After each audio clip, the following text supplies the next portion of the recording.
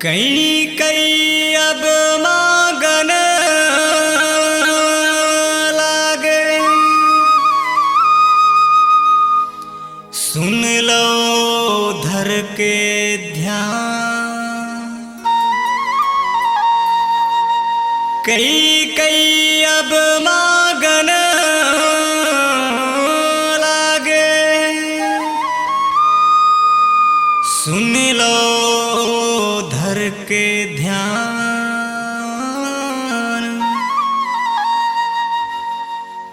भरत ला दे दो राज तिलक ला, राम ला दो बनवास, राम ला दो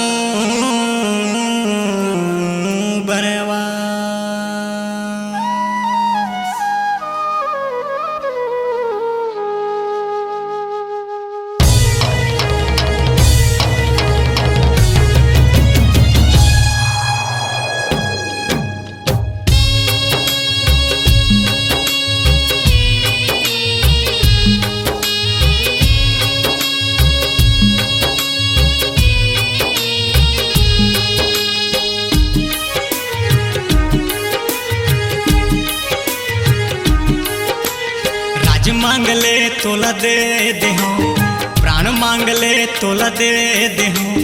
राज मांग ले तोला दे देहो, प्राण मांग ले तोला दे देहो। मोर हीरा ला बन जान भेज रानी, मोर राम ला बन जन भेज। मोर बेटा ला बन जान भेज रानी, मोर बेटा ला बन जन भेज।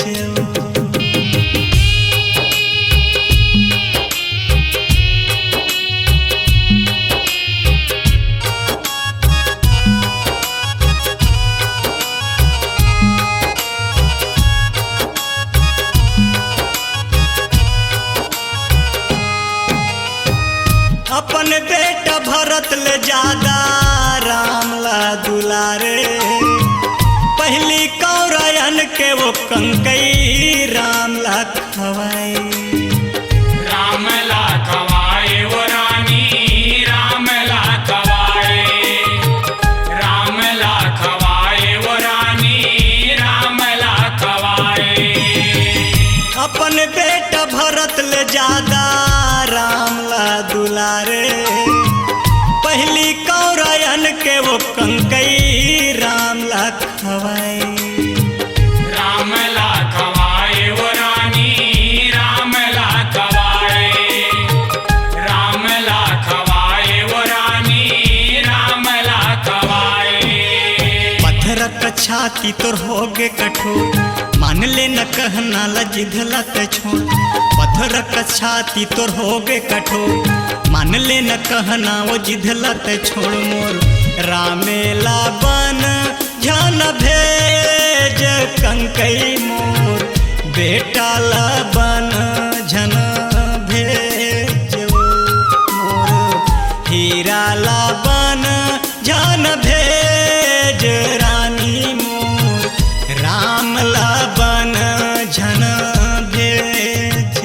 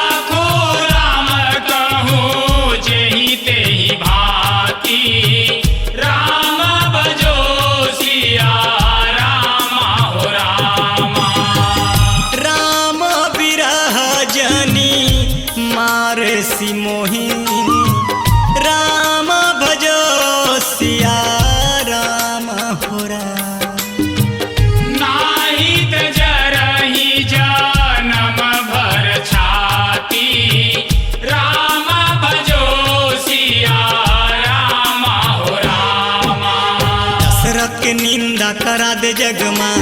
4 बेटा पायो रानी चौथे पन माँ। दशरथ के निंदा करा दे जग माँ। 4 बेटा पायो रानी चौथे पन माँ। मोर रामेला बन झन भेज कंकई मोर बेटा ला बन झन भेज मोर हीरा ला बन झन भेज रानी मोर राम ला बन झन भेज।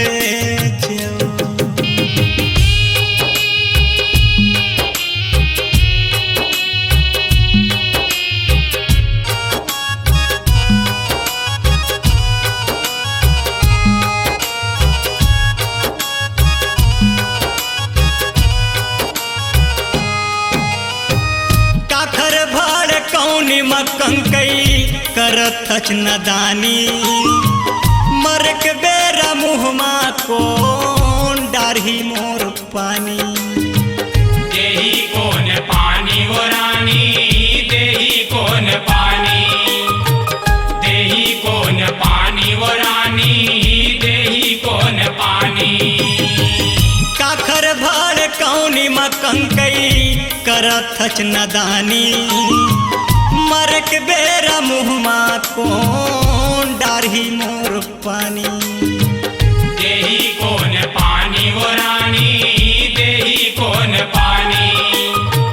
देही कौन पानी वो रानी देही कौन पानी। राम लखन सीता बनवासी भेष माँ घर ले निकल गे कौन जाने देश माँ। राम लखन सीता बनवासी भेष माँ घर ले निकल गे कौन जाने देश माँ। मोर रामेला बन झन भेज कंकई मोर बेटा ला बन झन भेज मोर हीरा ला बन झन भेज रानी मोर राम ला बन झन भेज। राज मांग ले तोला दे देहूँ प्राण मांग ले तोला दे देहूँ। राज मांग ले तोला दे देहूँ प्राण मांग ले तोला दे देहूँ। मोर हीरा ला बन झन भेज रानी मोर राम ला बन झन भेज मोर बेटा ला बन झन भेज रानी मोर बेटा ला बन झन भेज। हीरा ला बन झन भेज रानी मोर राम ला बन झन भेज मोर बेटा ला बन झन भेज रानी मोर बेटा ला बन झन भेज। मांगो माथ अबही देहु तो ही राम बिरह जनी मारे सिमोही। संगवारी हो बहुत ही मार्मिक प्रसंग है। सोचे के लिए एक बात है समझे के लिए एक बात है। रामायण तो हमन सुनथन लेकिन रामायण के एकोठी बात ल नहीं धरन। देखो कतका अच्छा प्रसंग कतका अच्छा गीत हमार भैया गा के बताई सभी प्रेम आनंद जी है। कितना अच्छा एक गाना के भाव जो है इला ध्यान से सुने हो नहीं सुने तो एक बार आउट सुन ले हो इला। लेकिन ये गाना में ये भजन में जो भाव है तेल ला देखा हो। महाराज दशरथ को भवन में बैठे कई ल मनाते कई मानत नहीं है। ध्यान दे ले एक बात तो ये है कि आज जैन घर में जैन परिवार में जैन समाज में जैन राष्ट्र में बुजुर्ग मन अपन नियंत्रण लखो देते अपन बुद्धि लखो देते। वो घर के वो समाज के वो राष्ट्र के सर्वनाश हो जाते। अपन नियंत्रण लखोइस महाराज दशरथ पूरा अयोध्या तहस नहस। अपन नियंत्रण लखोदिस महाराज युधिष्ठिर हस्तिनापुर तहस नहस। ये सारे उदाहरण जो है रामायण भागवत में पढ़े हैं। लेकिन हाँ नौजवान भाई बहनी हुआ खास कर तुहर बार एक बात निवेदन करत हूँ प्रसंग के अंतर्गत कि एमा निवेदन ये है कि जहाँ बुजुर्ग मन के अपमान होते तेन घर के विनाश हो जाते। यू बात ला याद रखियो। एक समय के बाद बताता हूँ मैं यहाँ 4 भाठा के रघुनाथ सिंह हरिद्वार जात रहा है रेलगाड़ी में बैठ करके, और 3 जन उटपुटांग लइका मन बदमाश लइका मन आके ओकर बगल में बैठ गए, और तीनों जन आके बैठ गए। और एक जन ओमा के कहते कि यार ये ऊपर में का चीज लगे है, दूसर साथी कहते ऊपर में लगे है जंजीर है भाई। जंजीर का होते कही चला खींचे में ना रेलगाड़ी खड़ा हो जाते। अच्छा रेलगाड़ी खड़ा हो जाते, चल खींचबो जी। तो पहली वाले कहते अरे भैया खींचबे, लेकिन 6 महीना के सजा और 1000 रुपया जुर्माना हो जाए, धरेस पैसा। तो कहते आनंद लेना है तो 1000 दे देबो न जी, कैसे गाड़ी खड़ा होते तेल देखबो खींच के। तो तय कत का धरे है 2000, तय कत का धरे जी 2000, तय कत का धरे 2000, तीनों जन 2000 धरे रही थे यात्रा करे बर। और एक जन तीसरा उनकर साथी रही थे तेन कहते कि अरे भाई चलो जंजीर ला खींचा थन, हमारे को पैसा नहीं लगा, नहीं हम अंदर होवन।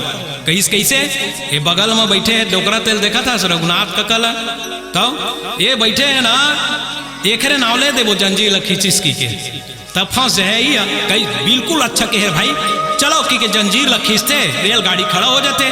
तुरंत टीटी आते और टीटी के संग में पुलिस वाले आते, रेलवे पुलिस, और कहते जंजीर को किसने खींचा।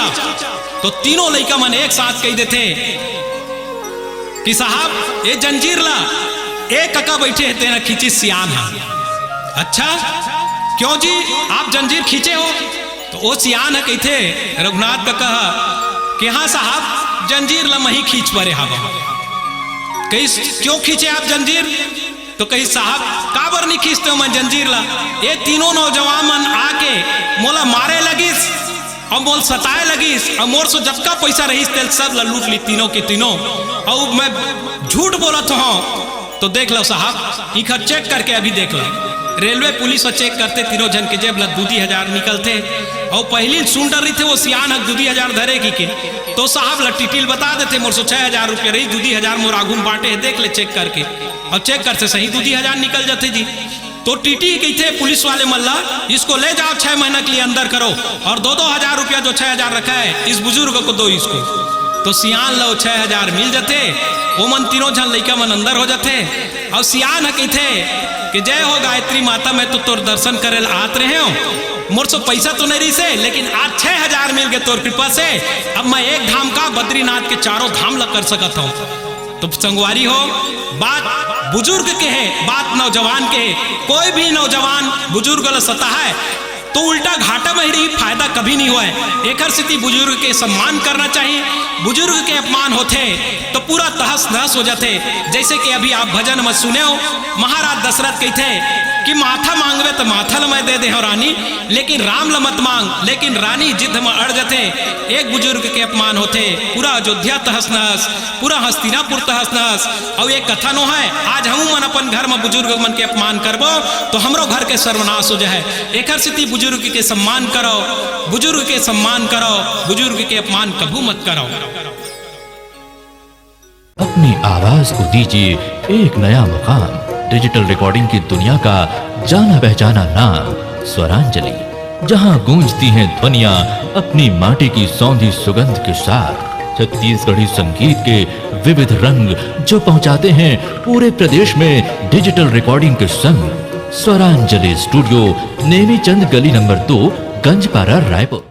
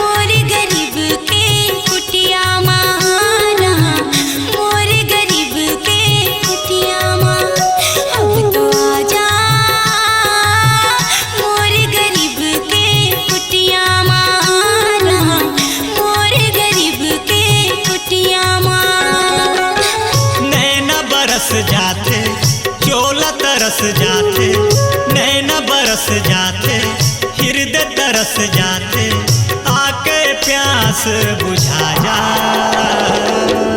मोर गरीब के कुटिया मारा, मोर गरीब के कुटिया मारा।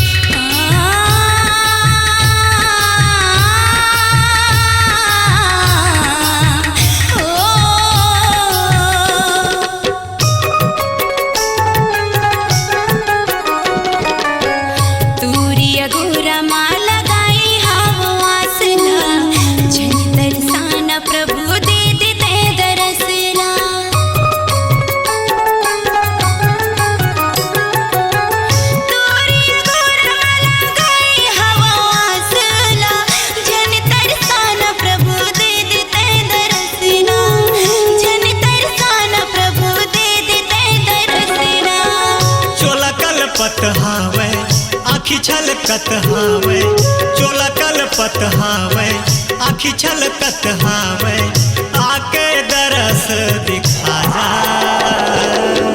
मोर गरीब के कुटिया मारा, मोर गरीब के कुटिया मारा।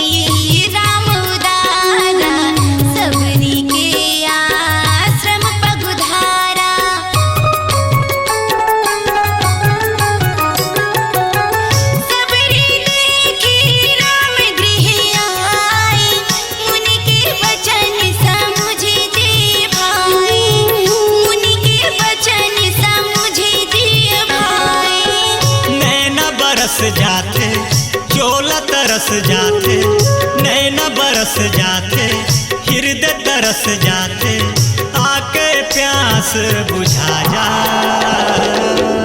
मोर गरीब के कुटिया मारा, मोर गरीब के कुटिया मारा।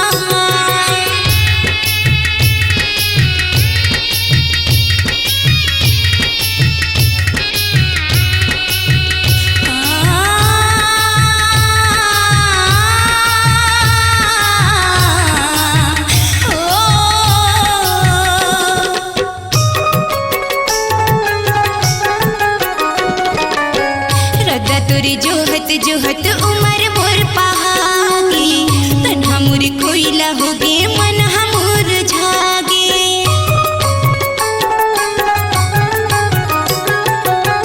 रदा तोरी जोहत जोहत उमर मोर पहागे, तन मोर कोयला होगे मन हमर झागे। तन मोर कोयला होगे मन हमर झागे। आँखी के पुतरी माँ हृदय के भितरी माँ, आँखी के पुतरी माँ मन के भितरी माँ राम नाम दीप जला जा। मोर गरीब के कुटिया मारा, मोर गरीब के कुटिया मारा। नैना बरस जाते चोला तरस जाते नैना बरस जाते हृदय तरस जाते आके प्यास बुझा जा। मोर गरीब के कुटिया मारा, मोर गरीब के कुटिया मारा। मोर गरीब के कुटिया मारा, मोर गरीब के कुटिया मारा। मोर गरीब के कुटिया मारा, मोर गरीब के कुटिया मारा। ताही देई गति राम उदारा, सबरी के आश्रम पगुधारा। माताओं बहनों भाइयों, बहुत ही सुंदर प्रसंग अभी आप मन सुने हो। भैया प्रेमानंद चौहान और बहनी सरला के आवाज में अतका सुंदर भजन रो रो के बिलख बिलख के माता सबरी जेन प्रकार रोए रही से हमार बहनी सरला वही प्रकार रो रो करके और माता सबरी के भजन लगाइस। जेकर पास भाव भक्ति रहते ना तो भगवान ओला तत्काल मिल जाते, और भक्ति नहीं रहा है पूजा जियत भर करत रिबो तो भगवान मिलने वाला नहीं है। संगवारी हो, एक छोटे से एक कथा आते भक्ति के बारे में मैं बताता हूँ आप मल्ला कि एक बार भगवान शंकर और पार्वती बैठे रही थे और ठीक सोमवती अमावस्या आ रही थे। सोमवती अमावस्या के जैन आदमी गंगा स्नान करते तेनहा सीधा परम धाम चले जाते भगवान के धाम। पार्वती मैया कहते कि प्रभु ये सब के सब ओम नमः शिवाय हर हर महादेव कहत कहाँ जाते। पार्वती देवी एमन सब हमर धाम आवत है। कही महाराज मोर समझ में नहीं आई हमर धाम। कही आज के दिन जब गंगा स्नान करते वो कैलाश में आ जाते देवी। तो कही महाराज ये सब के सब आज कैलाश में हमर बर जगह कौन मिल रही है। कही सब कहाँ है तो देख के जनावत है तेला देखबे। कही हाँ महाराज मोर देखे काफी इच्छा है। तो कैसे काम कर तय बन जाए एक दिव्य कन्या 16 साल के और मैं बन जाता हूँ कोढ़ी और देखबो कि कतका जन हमर हिमालय माँ थे। लेकिन हाँ गुस्सा मत करवे ना, क्रोध ला शांत करके रखबे देवी। पार्वती मैया कहते ठीक है प्रभु। अब पार्वती मैया 16 साल के दिव्य कन्या बन गए, बहुत सुंदर लड़की। और भगवान शंकर जगह जगह पट्टी खून घाव रिसर कोढ़ी बन गए। और गंगा जी 1 किलोमीटर बसते वही मेरे बैठ गए। अब इतनी बल्ले हर हर गंगे, एक लाखों के भीड़ हर हर गंगे ओम नमः शिवाय। वो भीड़ में एक जन नौजवान निकल करके आई और आ करके देखते वो हो बहुत सुंदर कन्या बैठे हैं। कहते ए नोनी तय ये मेरे कैसे बैठे हैं। ये बुढ़वा के संग में खुसट के संग में देखा था घाव गोंदर है कर शरीर में। अब क्रोध आए लगते पार्वती ला भगवान शंकर इशारा करते क्रोध मत कर देवी। काबर क्रोध करबे मामला बिगड़ जाए, अभी हमला देखना है। तो भगवान शंकर के बात ला मान करके पार्वती चुप रही जाते और कहते कि भैया मोर पति ला कोई भी तो गंगा स्नान करा दो, 1 किलोमीटर बचे है गंगा स्नान करा दो। तो गंगा स्नान कराए खातिर जैसे बात पार्वती के आते तब वो नौजवान कहते कि गंगा स्नान बाद में हो है, पहली चलता है मोर घर में, मैं तोला रानी बनाऊं, मोर से 200 एकड़ जमीन है।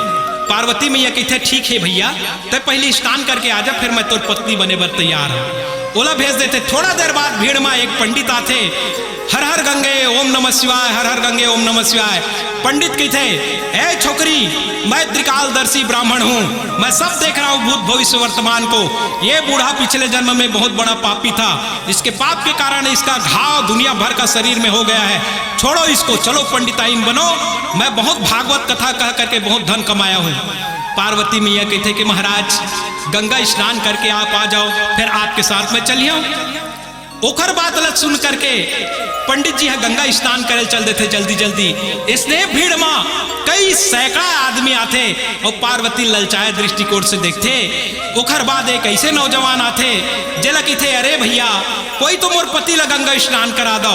वो नौजवान आते और कहते देवी ये तोर पति है। कहते हाँ भैया मोर पति है। तो कही इला का करना है, गंगा स्नान कराना है। कही गंगा स्नान हम बाद में करबो, पहली माता लगते कि आप 2-3 दिन से भोजन नहीं करे आओ, तो पहली मोर पास थोड़ा से सत्तू है, सत्तू खा लेते फिर गंगा स्नान कराबो। ऐसे कई करके वो नौजवान अपन झोला से सत्तू निकालते, कोढ़ी ला देते और वो कन्या ला देते, अपन खुद खाते।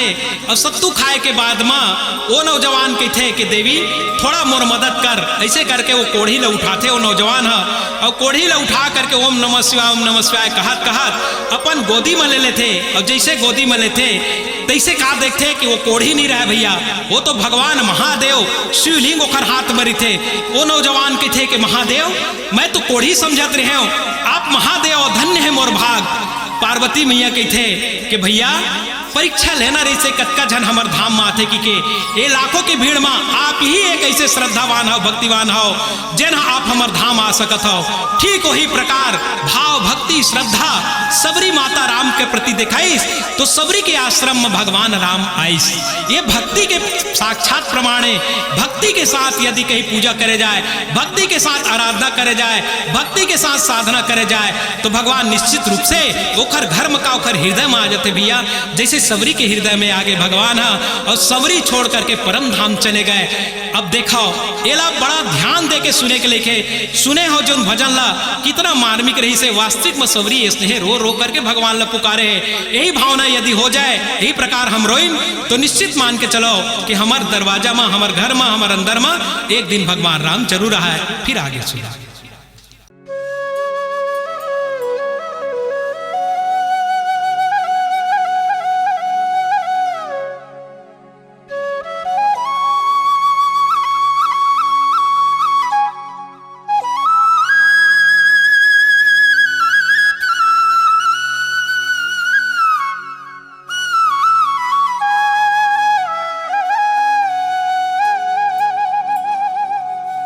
गोकुल माँ बंसी बाजे मधुर मधुर, मधुबन माँ मीरा नाचे रुमझुम रुमझुम। गोकुल माँ बंसी बाजे मधुर मधुर, मधुबन माँ मीरा नाचे रुमझुम रुमझुम। हो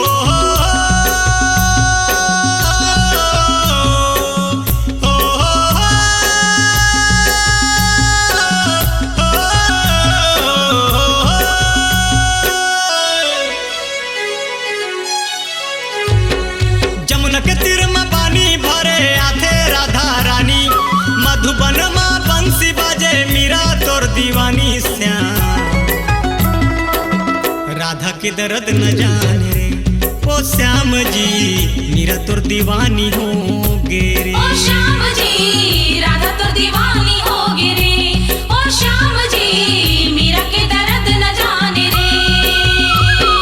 जमुना के तीर में पानी भरे आथे राधा रानी, मधुबन माँ बंसी बाजे मीरा तोर दीवानी श्याम। राधा के दर्द न जाने रे ओ श्याम जी, मीरा तोर दीवानी हो गे रे। ओ श्याम जी राधा तो दीवानी होगी रे, ओ श्याम जी मीरा के दर्द न जाने रे।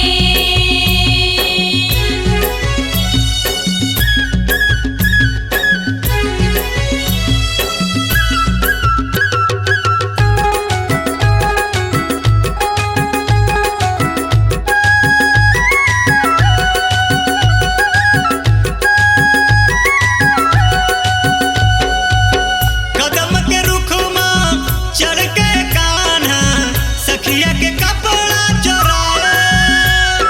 सखिया लते हैं सताए हो शाम, सखिया के कपड़ा चुराए। सखिया लते हैं सताए हो शाम, सखिया के कपड़ा चुराए। लाज रखे बरे गोकुल धाम के, गोवर्धन ला उठाए। गोवर्धन ला उठाए हो शाम, गोवर्धन ला उठाए। गोवर्धन ला उठाए हो शाम, गोवर्धन ला उठाए। नंद कन्हैया चोरी करके करथचते बहाना, गोकुल के माखन मिश्री चोरी कर कर खाना श्याम।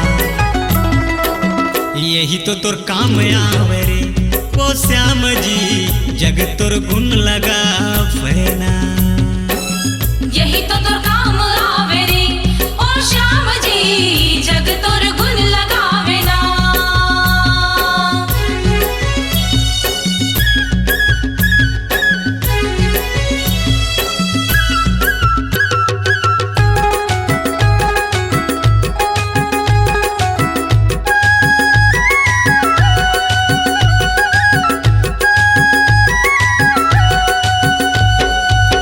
आंसू तो से तुम अवघड़ दानी, राम भजो सिया रामा।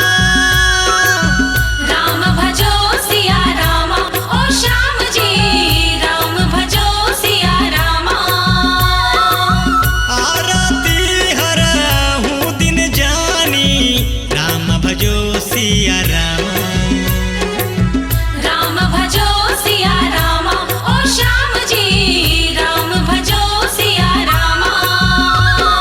खेलत गेंद कूदे जमुना माँ काली नाग नाथे, नाग के मुड़ में ठुमक ठुमक ताता थैया नाचे श्याम। राधा के दर्द न जाने रे ओ श्याम जी, मीरा तोर दीवानी होगी। ओ श्याम जी राधा तो दीवानी होगी रे, ओ श्याम जी मीरा के दर्द न जाने रे।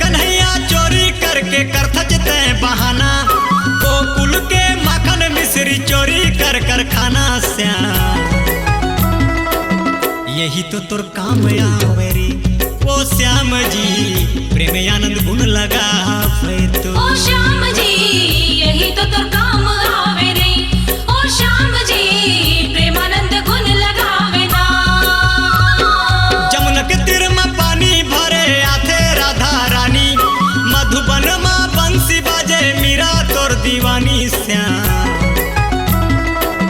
राधा के दर्द न जाने रे ओ श्याम जी मीरा तोर दीवानी हो गे रे ओ श्याम जी राधा तो दीवानी होगी रे ओ श्याम जी मीरा के दर्द न जाने रे ओ श्याम जी राधा तो दीवानी होगी रे ओ श्याम जी मीरा के दर्द न जाने रे ओ श्याम जी राधा तो दीवानी होगी रे ओ श्याम जी मीरा के दर्द न जाने रे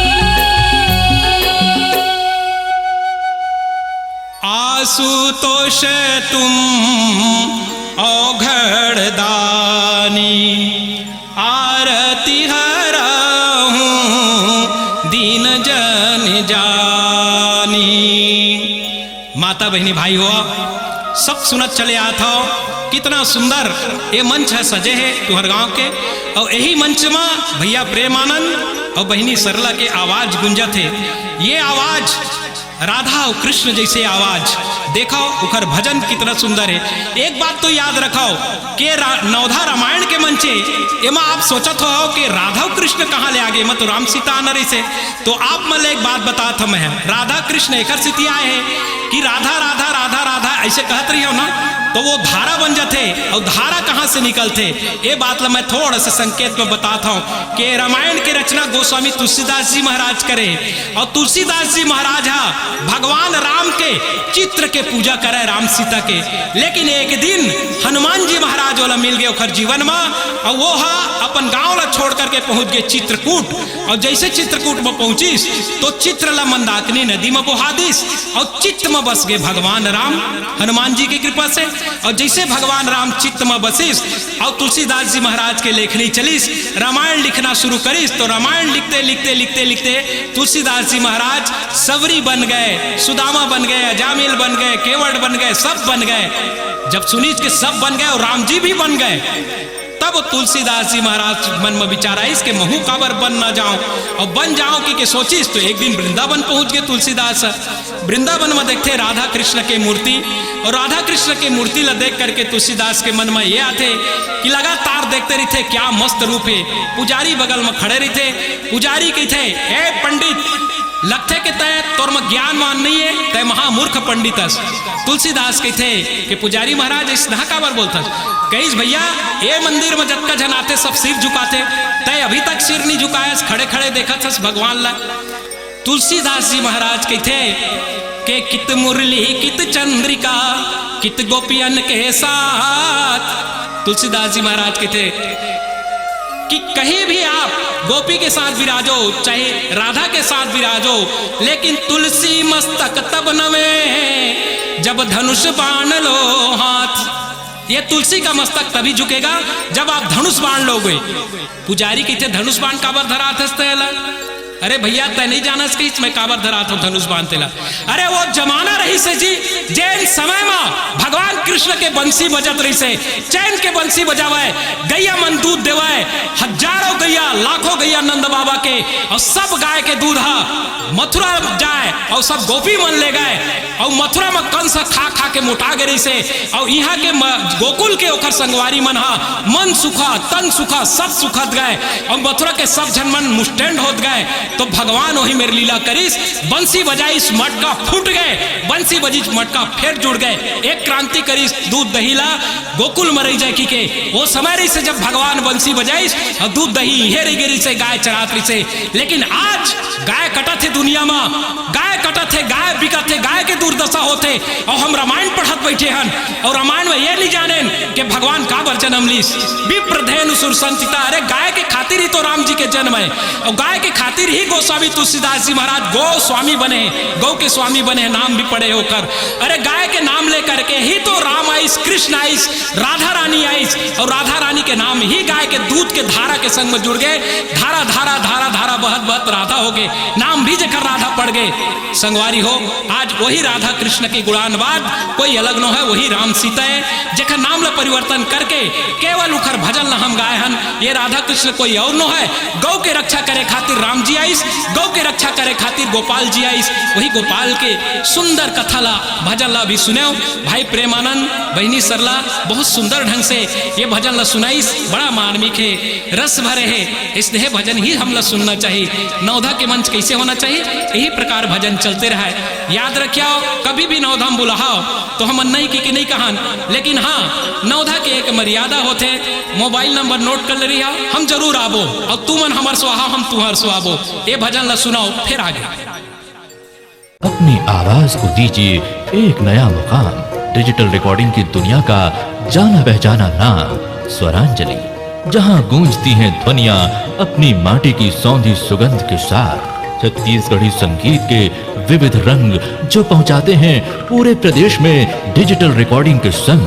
स्वरांजलि स्टूडियो, नेमीचंद गली नंबर 2, गंजपारा, रायपुर।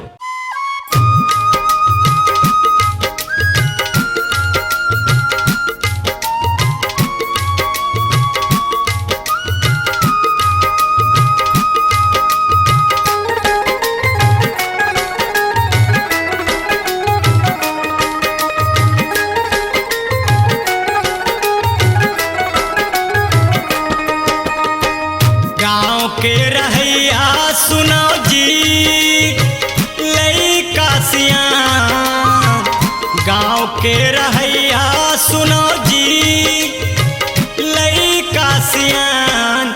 लहवे गभैया हमर राम राम, लहावे वो दीदी हमर सीताराम।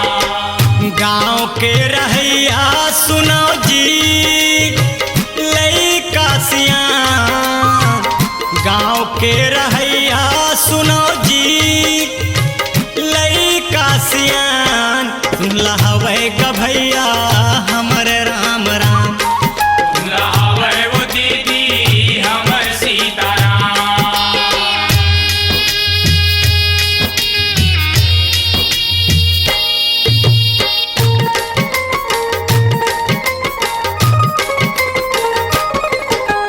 बिच बसती मानवधा चौरा महावीर बजरंगी। तरिया पार माँ भोलेनाथ के लगे है डेरा डंडी। दरिया पार माँ भोलेनाथ के लगे है डेरा डंडी। दरिया पार माँ भोलेनाथ के लगे है डेरा डंडी। बिच बसती मानवधा चौरा महावीर बजरंगी। तरिया पार माँ भोलेनाथ के लगे है डेरा डंडी। दरिया पार माँ भोलेनाथ के लगे है डेरा डंडी। दरिया पार माँ भोलेनाथ के लगे है डेरा डंडी। मोती बरलई का मन पढ़ेला जाते, मोती बरलई का मन पढ़ेला जाते। 5वीं तक स्कूल जी, ये तोर बसती मोंगरा के फूल। ये मोर भैया, ये मोर दीदी, ये तोर बसती मोंगरा के फूल।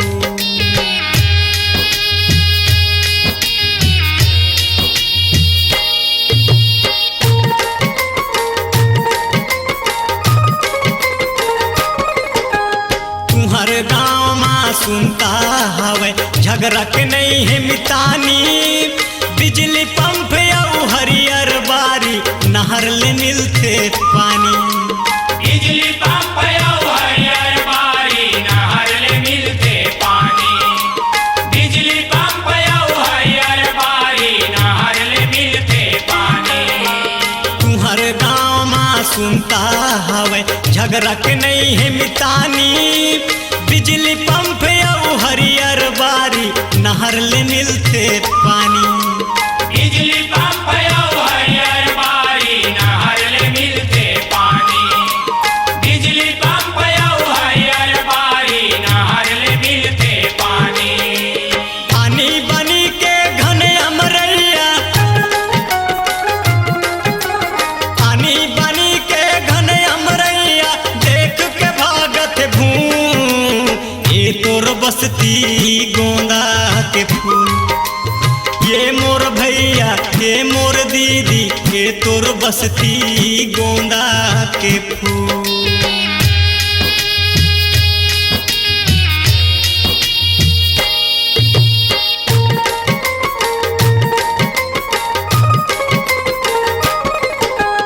हम परदेसी पहुना गा भैया अचानकपुर ले आए।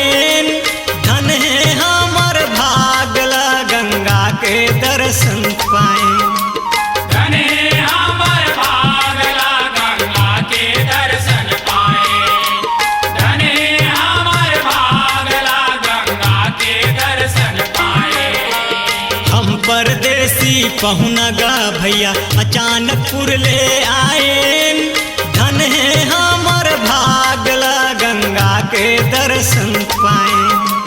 धने हमर भागला गंगा के दर्शन पाए। धने हमर भागला गंगा के दर्शन पाए। प्रेम आनंद हा तुहर गभैया। प्रेम आनंद हा तुहर गभैया अड़हा है बिल्कुल जी। ये तोर बसती मोगरा के फूल। ये मोर भैया ये मोर दीदी ये तोर बसती मोगरा के फूल। गाँव के रहैया सुनो जी लइका सियान। गाँव के रहैया सुनो जी लइका सियान। सुनला हवै गभैया हमर राम राम। सुनलावे वो दीदी हमर सीताराम। गाँव के रहैया सुनो जी लइका सियान। गाँव के रहैया सुनो जी लइका सियान। सुनला हवै गभैया हमर राम राम। सबला हवै वो दीदी हमर सीताराम। सुनलावे वो दीदी हमर सीताराम। सुनलावे गभैया हमर राम राम। सुनलावे वो दीदी हमर सीताराम। सुनलावे गभैया हमर राम राम। भरत पिया राम राजा राम श्री रामचंद्र की जय। उमापति महादेव की जय। अपनी आवाज को दीजिए एक नया मुकाम। डिजिटल रिकॉर्डिंग की दुनिया का जाना पहचाना नाम स्वरांजलि, जहां गूंजती हैं ध्वनियां अपनी माटी की सौंधी सुगंध के साथ। छत्तीसगढ़ी संगीत के विविध रंग जो पहुंचाते हैं पूरे प्रदेश में डिजिटल रिकॉर्डिंग के संग। स्वरांजलि स्टूडियो नेमीचंद गली नंबर 2 गंजपारा रायपुर।